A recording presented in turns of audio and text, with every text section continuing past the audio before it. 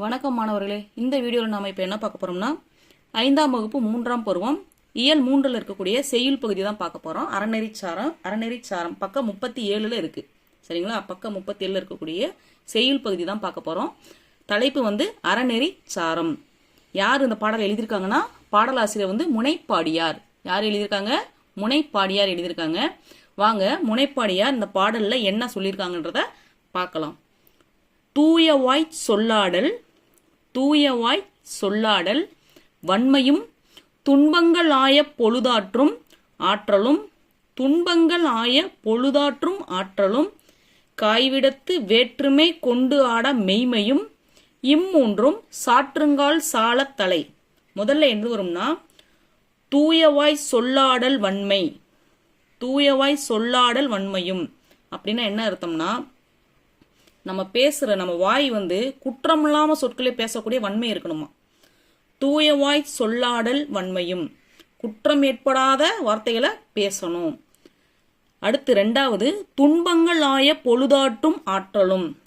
நமக்கு துன்பம் வந்தால் கூட மனம் தளராமல் இருக்கணுமா. பொழுதாற்றும் ஆற்றலும், அந்த துன்பங்கள் ஆய பொழுதாற்றும் ஆற்றலும். நமக்கு கஷ்டம் வரும்போது கூட அதை நம்ம வந்து மனம் தளராமல் அந்த கஷ்டத்தை தாங்கிக்கணும், அந்த சக்தி. அடுத்து 3வது காய்விடத்து வேற்றுமை கொண்டு ஆடா மெய்மையும். காய்விடத்து வேற்றுமை கொண்டு ஆடா மெய்மையும். காய்விடத்துனா என்னன்னா, காய்விடத்துனா நம்மகிட்ட இப்போ ஒருத்தர் வந்து சின்ன குழந்தைங்கள நீங்களே கூட விளையாடுங்க, கா பழம் அப்படின்னு சொல்லிட்டு விடுவீங்க, உங்கள்கிட்ட கா விட்டேன் அப்படின்ற மாதிரி சொல்லுவீங்க. காய்னா வந்து என்னன்னா அந்த இடத்துல வந்து வெறுக்கிறது, ஒருத்தரை வெறுக்கிறது. ஸோ அப்படி நம்மளை வெறுக்கிறவங்ககிட்டையும் நாம் என்ன பண்ணணுமா, வெறுப்பவரிடத்தும் வேற்றுமை பாராம அவங்ககிட்ட என்ன உண்மை நிலை, நம்ம கூட வேற்றுமை காட்டலாம், ஆனால் கூட அவங்ககிட்ட என்ன பண்ணுமா, அவங்கள வெறுக்காம உண்மையா இருக்கணும். சரிங்களா? தம்மை வெறுப்பவரிடத்தும் வேற்றுமை காட்டாம உண்மையா இருக்குது. பார்த்தீங்களா? மெய்மைனா உண்மையா இருக்கிறது. இந்த 3 தான் சாற்றுங்கால் சாலத்தலைனா உயர்ந்த பண்பு இருக்குதுலே வந்து மிக உயர்ந்த பண்புன்னு சொல்றாங்க. மொத்தம் 3 பண்பு. தூயவாய் சொல்லாடல் வன்மையும், இது ஒரு பண்பு. துன்பங்கள் ஆய பொழுதாற்றும் ஆற்றலும், இது 2வது பண்பு. காய்விடத்து வேற்றுமை கொண்டு ஆடா மெய்மையும், இது 3வது பண்பு. இம்மூன்றும் சாற்றுங்கால் சால தலை. புரியுதுங்களா?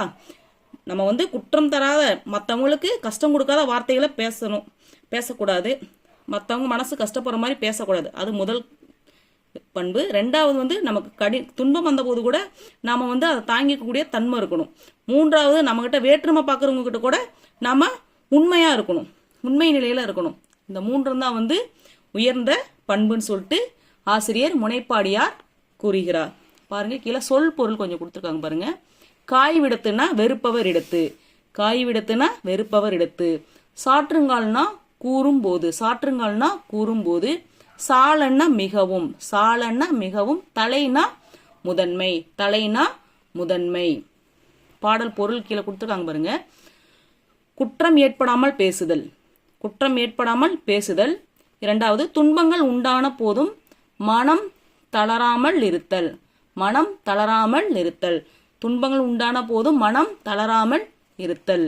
தம்மை வெறுப்பவரிடத்தும் வேற்றுமை பாராட்டாத உண்மை நிலை ஆகிய இவை 3 மிக உயர்ந்த பண்புகள் ஆகும்.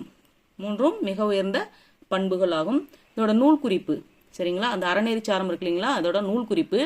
அறநெறி கருத்துக்களை கொண்டு, அறநெறின்னு வந்துருச்சு. அப்போ இது கருத்துக்கள் வந்து அறநெறி கருத்துக்களை கொண்டு வெண்பா வடிவில், எப்படி இருக்குமா, வெண்பா வடிவில் இயற்றப்பட்ட நூல்.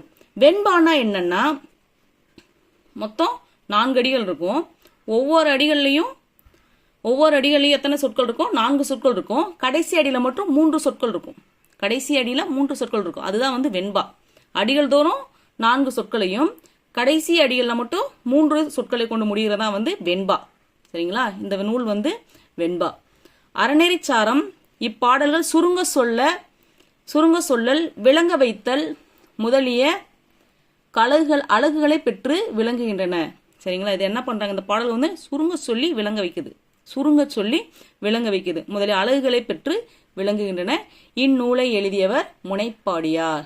நூலை எழுதியவர் யாருன்னா முனைப்பாடியார். புத்தகத்துக்கு பின்னாடி கூடிய கேள்வியை பார்க்கலாங்களா?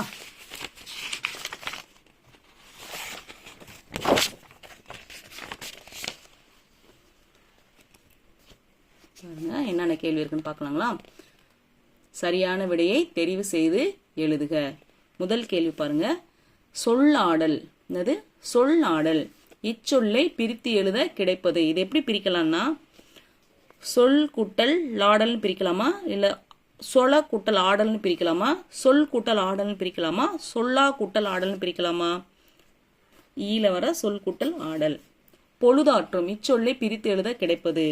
பொழு கூட்டல் தாற்றும் வருமா, இல்ல பொழுது கூட்டல் ஆற்றும் வருமா, இல்ல பொழு கூட்டல் ஆற்றும் வருமா, பொழுது கூட்டல் தூற்றும் வருமா? என்ன வரும்? பொழுது கூட்டல் ஆற்றும். இதுதான் வரும். வேற்றுமை. சொல்லுக்குரிய எதிர்ச்சொல் கேட்டிருக்காங்க. வேற்றுமைனா அப்ப ஒற்றுமை. பதில் வந்து என்னது? ஒற்றுமை.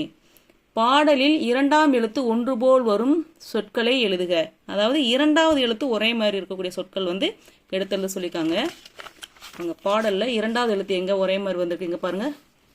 பாடல்ல பாருங்க, தூய. பாருங்க, தூய ஆயன் இருக்கு.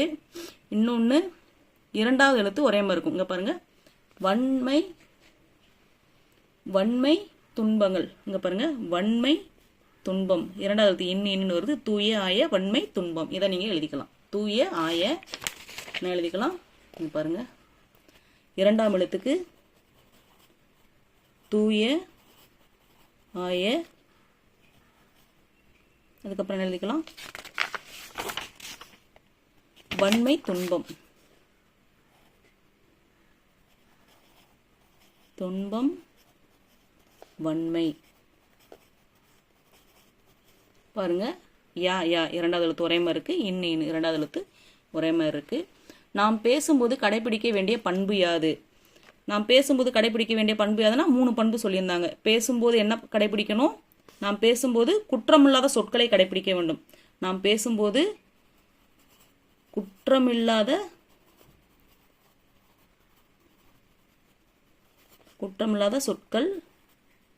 சொற்களை பேச வேண்டும். சொற்களை பேச வேண்டும்.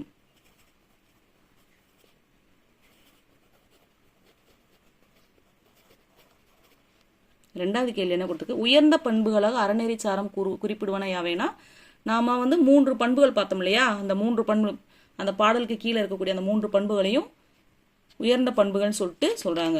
மொத்தம் 3 பண்புகள் இருக்கு இல்லைங்களா? எப்படி பேசணும், எப்படி நம்ம மனம் தளராமல் இருக்கும், துன்பம் வந்தால் கூட மனம் தளராமல் இருக்கணும், நம்ம வெறுப்போரிடத்தும் வேற்றுமை பாராட்டாமல் இருக்குன்னு சொல்லிட்டு கொடுத்துருக்காங்க இல்லையா? அந்த பாடல் பொருள்னு சொல்லி கொடுத்துருக்க அந்த 3 வரியும் குறிச்சுக்கணும்.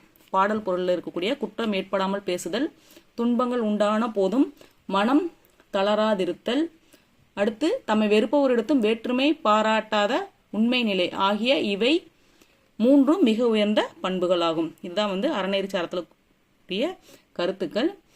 இந்த பாடல் வந்து மாணவர்களுக்கு நன்றாக புரிஞ்சிருக்கும் நம்புகிறேன். ஏதாவது சந்தேகம் இருந்துச்சுன்னா கமெண்ட் பண்ணுங்க. பார்க்குற எல்லாருமே லைக் பண்ணுங்க, சப்ஸ்கிரைப் பண்ணுங்க, பக்கத்துல இருக்க பெல் ஐக்கானை ப்ரெஸ் பண்ணுங்க. நன்றி, வணக்கம்.